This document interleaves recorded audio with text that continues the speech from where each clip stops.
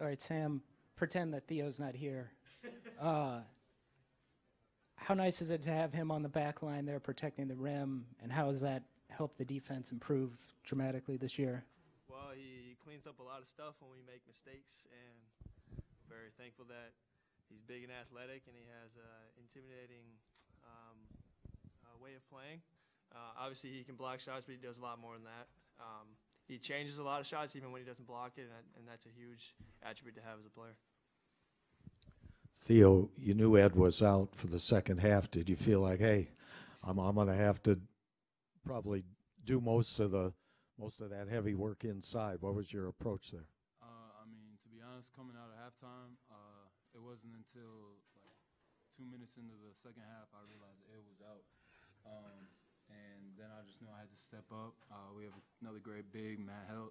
He came and stepped up huge. And yeah, just praying for Ed that nothing too serious is wrong with him. So.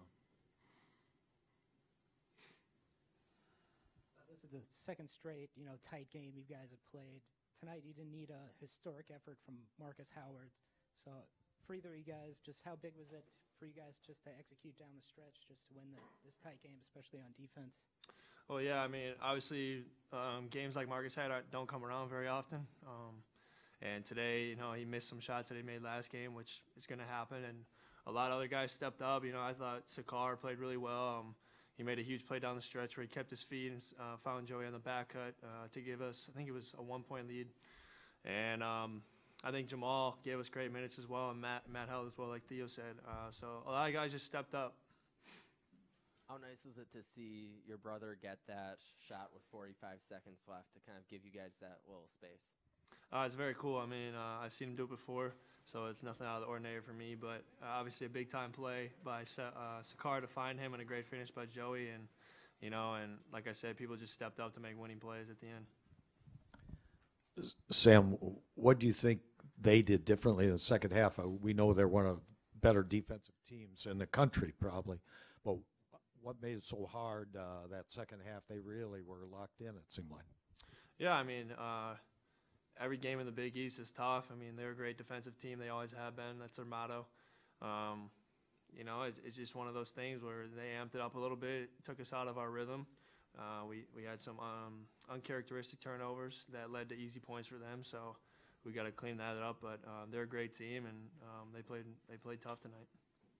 For the most part, you guys were able to keep Miles Powell in check, and I mean, Sakar was on him pretty much airtight throughout the game. Was that the game plan going in, just to not give him any space? I say, yeah. I mean, Sack, he's a lockdown defender. Then we got other guys, Jamal, Brennan, Joseph. Really, everyone can step up and get a stop, but Sakar stepping up was huge for us tonight. Sam, I don't know if you heard the announcement during the game, but you made your 1,000th point at Marquette. Just what does that mean to you? And did you know you were close going into the game? People told me I was close. They didn't tell me how close, so I didn't even know that I got it during the game. I was told afterwards. So it's just a cool accomplishment to have. I mean, not going to look too much into it. It's in the past now, so just got to keep going. Man, a bucket. That's all I got to say.